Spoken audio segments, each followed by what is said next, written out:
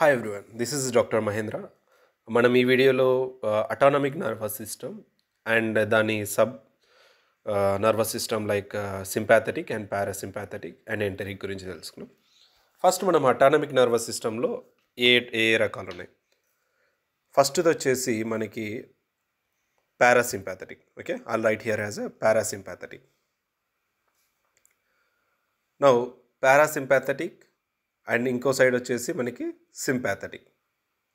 అలాగే మనకి ఎంటరిక్ కూడా ఉంటుంది. దీనికి సపరేట్ వీడియో చేస్తాను నేను. ఓకే, నా పారాసింపాథెటిక్ అండ్ సింపాథెటిక్ లోపలికి వెళ్ళే ముందర మనం బేసిక్స్ తెలుసుకున్నాం. Okay, what is parasympathetic? Parasympathetic అంటే మనకి రెస్ట్ అండ్ డైజెస్ట్, అంటే మామూలుగా మనకి డే టు డే యాక్టివిటీస్ అన్నీ పారాసింపాథెటిక్ చూసుకుంటుంది. ఫైట్ ఆర్ ఫ్లైట్ ఎమర్జెన్సీ టైంలో జరిగే ప్రతి ఒక్కటి సింపాథెటిక్ నర్వస్ సిస్టమ్ చూసుకుంటుంది అనమాట. Okay, now we understand that. Now parasympathetic మనకి యాక్చువల్లీ ఏంది, ఇది అటానమిక్ నర్వస్ సిస్టమ్ అంటే మనకి central nervous system, spinal card కాకుండా బయట ఉండే న్యూరాన్స్ మొత్తము అటానమిక్ నర్వస్ సిస్టంలోకి వచ్చేస్తాయి, because it is a peripheral nervous system. Now parasympathetic nerve fibers origin ఎక్కడంటే క్రేనియోసాక్రల్. ఫర్ ఎగ్జాంపుల్ నేను ఒక చిన్న డయాగ్రామ్ ఇస్తాను ఇక్కడ చూడండి. ఇది వచ్చేసి మనకి బ్రెయిన్ అండ్ స్పైనల్ కార్డ్ అనుకున్నాం. సో ఇది వచ్చేసి బ్రెయిన్ స్టెమ్. మనం యాజ్ యూజువల్గా బ్రెయిన్ పార్ట్స్లో చూసాం కదా అక్కడ. సో బ్రెయిన్ స్టెమ్ నుంచి మనకి పర్టికులర్గా 4 క్రేనియల్ నర్వ్స్ ఎమర్జ్ అవుతాయి. ఏది పారాసింపాథెటిక్లో. దాంట్లో థర్డ్ది ఆక్యులోమోటార్, 7th ఫేషియల్, దాని తర్వాత 9th వచ్చేసి గ్లోసోఫెరింజియల్ అండ్ 10th వచ్చేసి వేగస్ నర్వ్. ఓకే, మరి స్పైనల్ నర్వ్స్ ఏవి ఇన్వాల్వ్ అవుతాయంటే sacral nerves. That is the reason it is called as craniosacral. అందుకే దీన్ని మనం పారాసింపాథెటిక్ని క్రేనియోసాక్రల్ కూడా అంటాం అనమాట.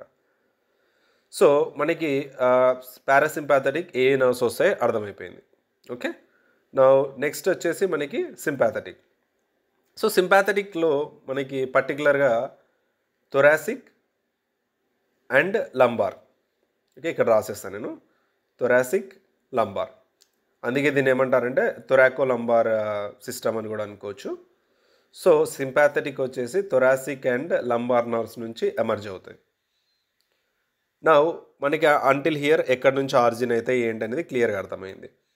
నెక్స్ట్ దీంట్లో 2 టైప్ ఆఫ్ నర్వ్స్ ఉంటాయి. ఫస్ట్ది వచ్చేసి pre ganglionic neurons, post ganglionic neurons. నా pre ganglionic nerve fibers origin వచ్చేసి మనకి సెంట్రల్ నర్వస్ సిస్టమ్ నుంచి వస్తుంది కాబట్టి దాని సెల్ బాడీ కూడా సెంట్రల్ నర్వస్ సిస్టంలోనే ఉంటుంది కాబట్టి సెల్ బాడీకి ఇంకో పేరు కూడా గ్యాంగ్లియాన్ అంటాం కాబట్టి దీన్ని ప్రీ గ్యాంగ్లియానిక్ నర్వ్ ఫైబర్ అంటాం. ఓకే, గ్యాంగ్లియాకి ఇంకో పేరు ఏంటంటే సెల్ బాడీ. సో న్యూరాన్లో సెల్ బాడీని గ్యాంగ్లియా కూడా అంటాం. నౌ పారాసింపాథెటిక్ నర్వస్ సిస్టంలో ప్రీ గ్యాంగ్లియానిక్ న్యూరాన్స్ వచ్చేసి లాంగ్ ఉంటాయి, సింపాథెటిక్లో షార్ట్ ఉంటాయి. ఓకే, అండ్ ఇవి వచ్చేసి మనకి ఎక్స్టెండెడ్. సింపాథెటిక్ ఎక్స్టెండెడ్ అంటే ఒక న్యూరాన్ నుంచి మల్టిపుల్ నర్వ్ ఫైబర్స్ ఎమర్జ్ అవుతాయి. Okay, that is the reason it is extensive. Okay, branches of neuron. Okay, నేను బ్రాంచింగ్ ఇక్కడ లెంత్ ఇక్కడ సపరేట్గా రాసేస్తాను. ఓకే, నౌ నెక్స్ట్ వచ్చేసి పారాసింపాథెటిక్ లాంగ్ ఉంటాయి బట్ సింపుల్గా ఉంటాయి అనమాట, మినిమల్ బ్రాంచింగ్ దీనికి parasympathetic. Okay, now preganglionic neurons అయిపోయాయి. నో మనకి యాక్సానల్ టర్మినల్లో ఏం రిలీజ్ అవుతుంది మనకి తెలుసు కదా. సో యాక్సాన్ టర్మినల్లో మనకి రిలీజ్ అయ్యేటివి ఏంటంటే neurotransmitters. Now we will see పారాసింపాథెటిక్లో న్యూరో ట్రాన్స్మిటర్ వచ్చేసి acetylcholine for preganglionic axon టర్మినల్కి. అలాగే సింపాథెటిక్లో కూడా అసిటైల్ కోలిన్, ఏది ప్రీ గ్యాంగ్లియానిక్ యాక్సాన్ టర్మినల్స్లో. ఓకే, బట్ ఇది మనకి సింపాథెటిక్ వచ్చేసి సింపాథెటిక్ గ్యాంగ్లియాలో సెట్ అయి ఉంటుంది. మనకి అలాగే సింపాథెటిక్ ఇన్నర్వెన్షన్ అని ఉంటుంది అనమాట. అంటే ఇన్ ద సెన్స్ ఇది డైరెక్ట్గా అడ్రినల్ మెడుల్లాకి కనెక్ట్ అయి ఉంటుంది. Okay, adrenal medulla of the kidney అంటే డైరెక్ట్గా ఆర్గాన్ కనెక్ట్ అయి ఉంటుంది దీనికి, ఒక పర్టికులర్ ఆర్గాన్స్కి వచ్చేసి. నా దీన్ని ఏమంటామంటే మనం sympathetic innervation of adrenal medulla అంటాం. సో అడ్రినల్ మెడులా రాసేసుకున్నాం. ఇక్కడ ఒక చిన్న కిడ్నీ బొమ్మ కూడా వేసేసుకున్నాం దీంతో పాటే. Okay, now sympathetic innervation of adrenal medulla మన కిడ్నీకి టాప్ పొజిషన్లో ఉంటుంది. ఓకే, సో మనకి preganglionic neuron of sympathetic nerve వచ్చేసి డైరెక్ట్గా అడ్రినల్ మెడులా కనెక్ట్ అయి ఉంటుంది. అంటే మనకి సింపాథెటిక్ నర్వ్ అడ్రినల్ మెడులాకి డైరెక్ట్గా కనెక్ట్ అయి ఉంటుంది. నా ఓకే, మనకి ప్రీ గ్యాంగ్లియానిక్ న్యూరాన్ నుంచి అసిటైల్కోలిన్ రిలీజ్ అయింది. నెక్స్ట్ పోస్ట్ గ్యాంగ్లియానిక్ న్యూరాన్స్లో రిసీవ్ చేసుకోవడానికి మనకి రిసెప్టార్లు కావాలా. సో ఆ రిసెప్టార్స్ ఏవైతే ఉన్నాయో అవి వచ్చేసి నికోటినిక్ రిసెప్టార్స్ అనమాట. ఓకే, ఏ రిసెప్టార్స్ అంటే నికోటినిక్ రిసెప్టార్స్. ఏవివి cell body of preganglionic neuron. అంటే మనకి డెండ్రైట్స్ అంటాం కదా, డెండ్రైట్స్ ఏం చేస్తాయంటే రిసీవ్ చేసుకుంటాయి. సో డెండ్రైట్స్ వచ్చేసి మనకి యాసిటైల్కోలిన్ని రిసీవ్ చేసుకుంటాయి. అండ్ ఇది షార్ట్ ఉంటుంది. మనకి పారాసింపాథెటిక్లో పోస్ట్ గ్యాంగ్లియానిక్ న్యూరాన్ షార్ట్ ఉంటుంది, ఎందుకంటే మనకి ప్రీ గ్యాంగ్లియానిక్ న్యూరాన్ లాంగ్ ఉంది కాబట్టి. So this is a short. Next మనకి ఇది వచ్చేసి న్యూరో ట్రాన్స్మిటర్ అయిపోయింది కదా. సారీ, ఇక్కడ వర్క్ అవ్వట్లేదు. ప్రీ గ్యాంగ్లియానిక్ న్యూరాన్స్ ఇక్కడ నుంచి స్టార్ట్ అవుతాయి మనకి. Sorry, not pre, postganglionic neurons ఇక్కడ నుంచి స్టార్ట్ అవుతాయి. ప్రీ అయిపోయింది కాబట్టి next postganglionic neuron. Okay, so మనకి ఇక్కడ గ్యాంగ్లియా అంటే సెల్ బాడీ ఉన్న చోట మనం గ్యాంగ్లియా అంటాం. సో ఈ అసిటైల్కోలిన్ వచ్చేసి మనకి నికోటినిక్ రిసెప్టార్లో అటాచ్ అవుతుంది. దాంతో మళ్ళీ యాక్షన్ పొటెన్షియల్ అనేది యాక్సాన్ టర్మినల్ నుంచి స్టార్ట్ అవుతుంది. యాక్సాన్ హిల్లాక్ నుంచి యాక్సాన్ టర్మినల్ వరకు పాస్ అవుతుంది. మనం అసిటైల్కోలిన్ న్యూరో ట్రాన్స్మిటర్ రాసాము. కింద రిసెప్టార్ పేరు వచ్చేసి మనకి nicotinic receptor. Okay, nicotinic receptor అయిపోయింది. నెక్స్ట్ మనకి sympathetic nervous system. So sympathetic nervous సిస్టంలో పోస్ట్ గ్యాంగ్లియానిక్ న్యూరాన్స్ లాంగ్ ఉంటాయి, ఎందుకంటే ప్రీ గ్యాంగ్లియానిక్ న్యూరాన్స్ షార్ట్ ఉంటాయి, అందులో సింపాథెటిక్ చైన్ ఆఫ్ గ్యాంగ్లియాలో ఉంటాయి కాబట్టి. Okay, now postganglionic neuron of sympathetic వచ్చేసి మనకి దీనికి కూడా సిమిలర్గా నికోటినిక్ రిసెప్టారే ఉంటుంది. ఓకే, సేమ్ ఈవెన్ మనకి అడ్రినల్ మెడుల్లా కూడా నికోటినిక్ రిసెప్టారే ఉంటుంది. ఓకే, నౌ మళ్ళీ ఇక్కడ సేమ్ అసిటైల్కోలిన్ వచ్చి దీనికి అటాచ్ అయి ఉంటుంది, దీనికి అటాచ్ అవుతుంది అసిటైల్కోలిన్. అప్పుడు ఏమవుతుందంటే యాక్షన్ పొటెన్షియల్ న్యూరాన్కి స్టార్ట్ అవుతుంది. మనకి యాక్షన్ పొటెన్షియల్ పోస్ట్ గ్యాంగ్లియానిక్ న్యూరాన్లో జరిగి నెక్స్ట్ ఎఫెక్టర్ ఆర్గాన్కి వెళ్తుంది. అడ్రినల్ మెడుల్లా ఏం చేస్తుందంటే మనకి ఎపినెఫ్రిన్ రిలీజ్ చేస్తుంది. బట్ బోత్ ద రిసెప్టార్స్, రెండింటికి రిసెప్టార్స్ ఒకటి నికోటినిక్. సో మనం ఈ రిసెప్టార్లు న్యూరాన్స్ బాగా గుర్తుపెట్టుకోవాలి, ఎందుకంటే మనం నెక్స్ట్ ఫార్మకాలజీ స్టార్ట్ చేసినప్పుడు ఈ టాపిక్ చాలా important. Now post ganglionic న్యూరాన్స్లో cell బాడీలో రిసీవ్ అయిన న్యూరో ట్రాన్స్మిటర్స్ వర్క్ అయిపోయింది. నెక్స్ట్ మనకి same post ganglionic neurons axon టర్మినల్స్లో మళ్ళీ న్యూరో ట్రాన్స్మిటర్స్ ఎఫెక్టర్ ఆర్గాన్స్కి రిలీజ్ చేస్తుంది. అంటే మన ఆర్గాన్ కనెక్ట్ అయి ఉంటుంది కదా న్యూరాన్స్, ఆ న్యూరాన్ ఫైబర్ మనకి ఏం రిలీజ్ చేస్తుందంటే పారాసింపాథెటిక్లో సేమ్ అసిటైల్కోలినే మళ్ళీ, బట్ సింపాథెటిక్లో వచ్చేసి మనకి నారెపినెఫ్రిన్ రిలీజ్ అవుతుంది. అండ్ అడ్రినల్ మెడుల్లా ఏం చేస్తుందంటే ఎపినెఫ్రిన్ని రిలీజ్ చేస్తుంది. ఓకే, అక్కడ రెడ్ ఉంది కూడా నేను ఇక్కడ బ్లూ రాస్తున్నాను, అడ్రినర్జిక్ న్యూరాన్ కాబట్టి. ఓకే, ఇక్కడ రిలీజ్ అయ్యేది వచ్చేసి మనకి నారెపినెఫ్రిన్. బాగా గుర్తుపెట్టుకోండి, norepinephrine. No, I will write it as a norepinephrine. Okay, so నా అడ్రినల్ మెడుల్లా నుంచి ఆబ్వియస్గా మనకి ఎపినెఫ్రిన్ బ్లడ్లో రిలీజ్ చేస్తుంది. సో మన బ్లడ్ వెజల్స్ ఏం చేస్తాయంటే మనకి పాస్ చేస్తాయన్నమాట. ఎక్కడికి? త్రూ ఆర్గాన్ రిసెప్టార్స్కి. ఇవి కూడా డైరెక్ట్ ఆర్గాన్ రిసెప్టార్స్కి మనకి డైరెక్ట్గా పాస్ అయిపోతాయి.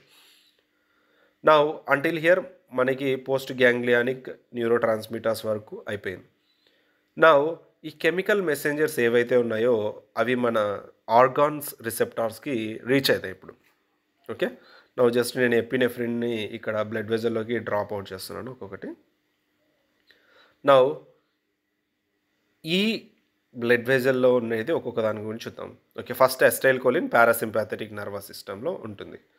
సో పారాసింపాథెటిక్లో మనకి ఇక్కడ ఏ రిసెప్టార్ ఉంటాయంటే పారాసింపాథెటిక్ అసిటైల్కోలిన్ వచ్చేసి మస్కార్నిక్, అండ్ ఇది మన ఇక్కడ ఎపినెఫ్రిన్ రాలేదు కదా, ఎపినెఫ్రిన్ రాసుకున్నాం. Okay, first. ఓకే, నెక్స్ట్ వచ్చేసి మనం మళ్ళీ బ్యాక్ టు ఆర్గాన్ రిసెప్టార్స్కి వెళ్దాం. రీచ్ అయినాయి ఇఫెక్టర్ ఆర్గాన్. సో మనకి ఏ ఆర్గాన్లో అయితే చేంజెస్ జరగాలనో ఆ దానిని ఇఫెక్టర్ ఆర్గాన్స్ అంటాం. సో ఇవి ఎఫెక్టర్ ఆర్గాన్స్కి రీచ్ అయిపోయినాయి. ఏది acetylcholine, norepinephrine. Now receptors.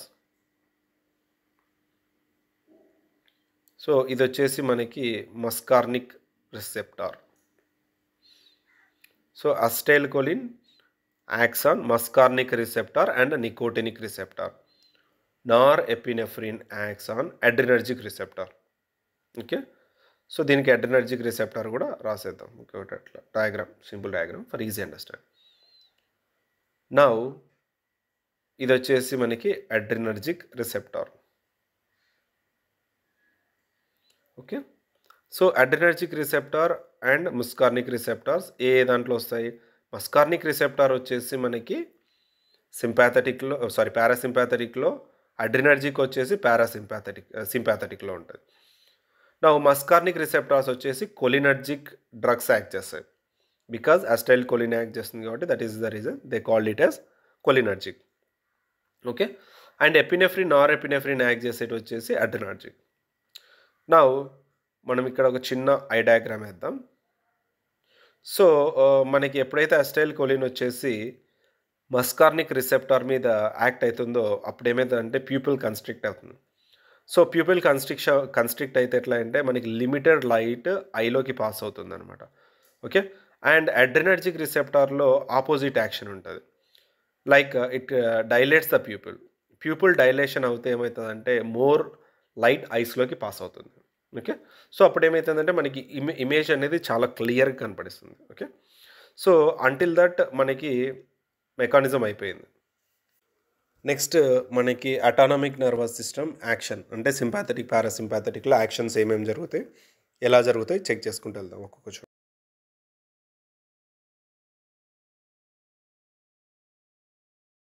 First nerve వచ్చేసి బ్రెయిన్ స్టెమ్ నుంచి that oculomotor nerve third emerge అవుతుంది.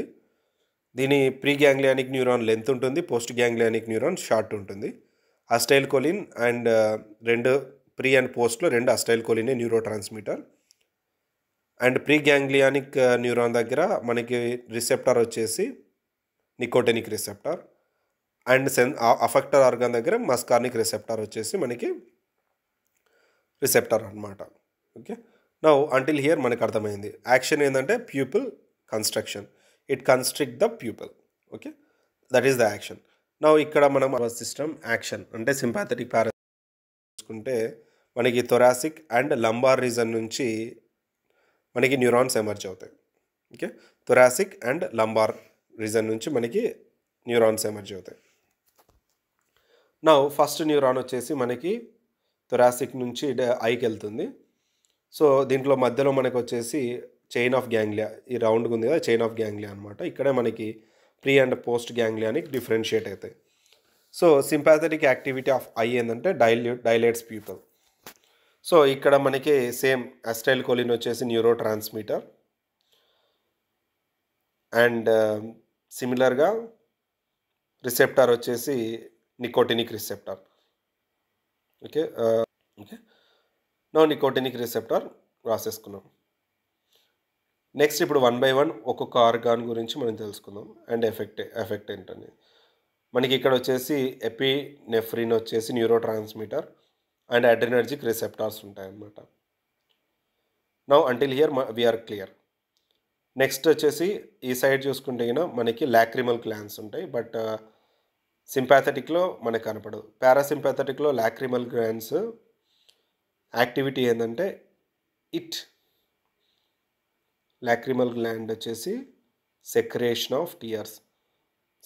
Of tears parasympathetic activity.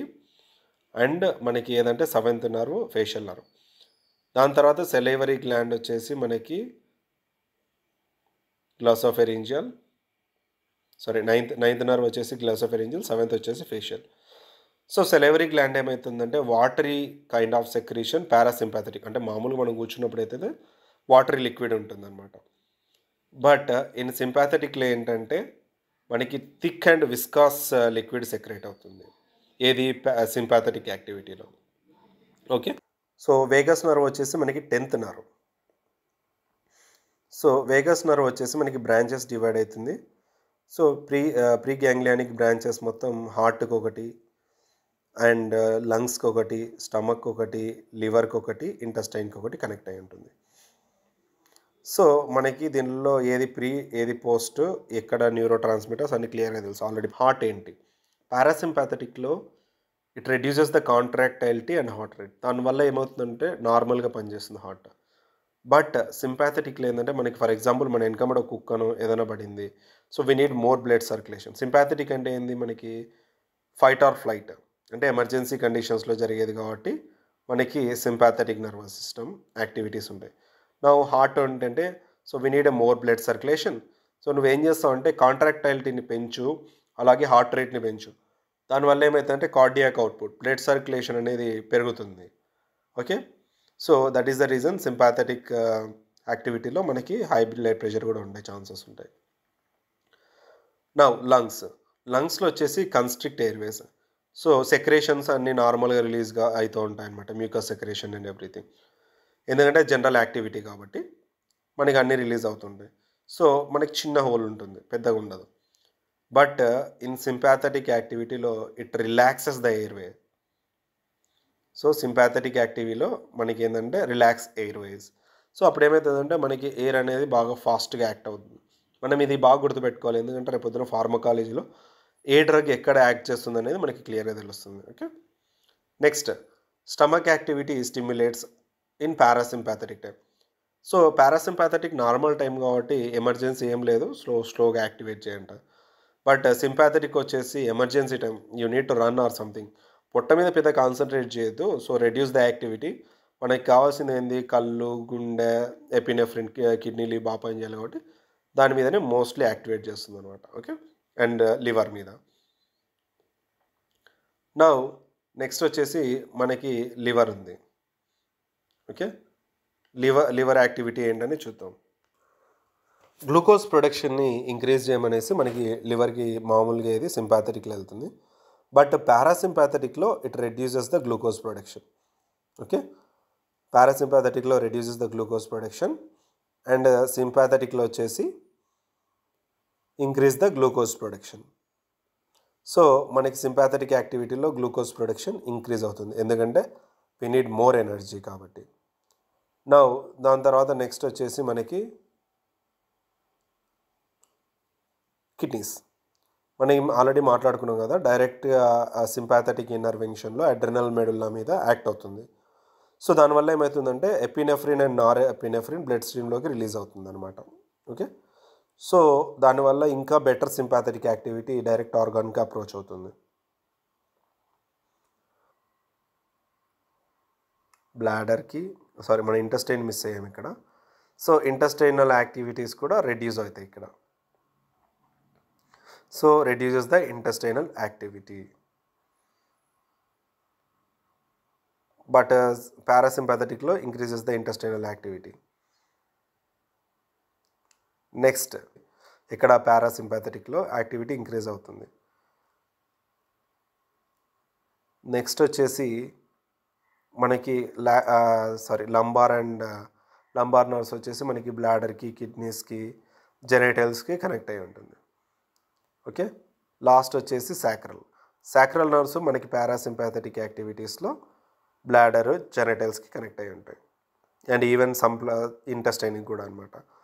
So bladder వచ్చేసి reduces the bladder activity, increases the bladder activity, stimulates the bladder in parasympathetic nervous system.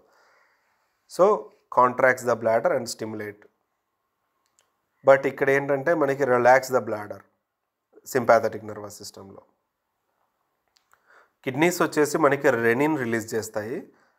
ఇది కూడా ఏంటంటే completely sympathetic యాక్టివిటీనే. Beta 1 వచ్చేసి increase చేస్తుంది, alpha 1 వచ్చేసి decrease చేస్తుంది అనమాట. So both controlling by same neurons అనమాట. మనకి సేమ్ న్యూరాన్సే కంట్రోల్ చేస్తాయి. లాస్ట్ వచ్చేసి జెనైటల్స్. పారాసింపాథెటిక్ యాక్టివిటీలో stimulation of erection and ejaculation వచ్చేసి సింపాథెటిక్ యాక్టివిటీ.